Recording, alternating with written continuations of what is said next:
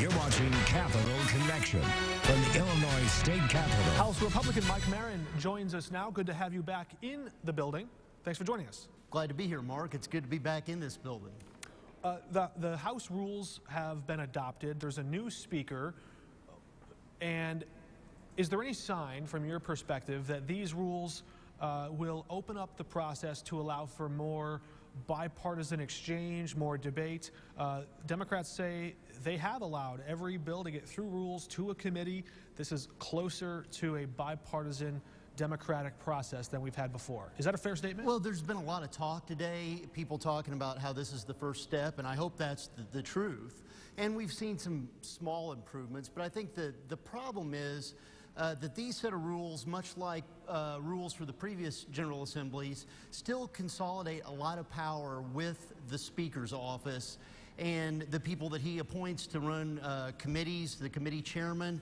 And so while a bill might go to a committee instead of being tied up in rules, there's no guarantee that that bill will actually get called or get heard, or that we'll get an up or down vote on those bills. So those are some of the problems that I see with the proposed rules. There's a lot of talk. Hopefully some positive changes come going forward. They say that this is a first step. Hopefully that's the truth. What did you make of Governor Pritzker's decision to allow lawmakers to move up in line to get that vaccine early?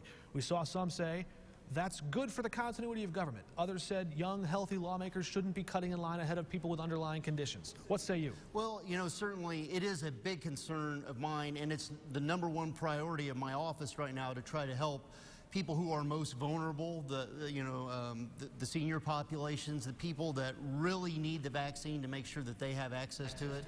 But should lawmakers be prioritized in jumping ahead in this line? What did you think of that decision? Well, you know, I think that as long as we can get back to work for the business of the people, I do see where, although it may be unpopular because of the fact that a lot of times legislators are younger, such as myself, and in pretty good health, it could be seen at a time when we really don't need to have that message out there that government is, selfish. Yeah, selfish, exactly.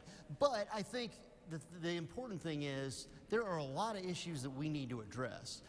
Things like the failures of IDES, and making sure that the people back in my district and the people around the state, the small businesses that have been harmed, we've got a lot of work to do to make sure that they get the resources they need. And so anything that can get us back to work, to focusing on those problems, I think it's worth it. What did you make of Governor Pritzker's sneak peek of his virtual budget address? He'll deliver it Wednesday. He said no income tax increase, no tax hikes in this new budget. Well, I always like to hear no tax increases. You know, that's always a positive. You know, ultimately we need more details. I think that's the important thing. You know, he talks about closing $900 million in corporate tax loopholes. I'd like to know what the specifics are on that.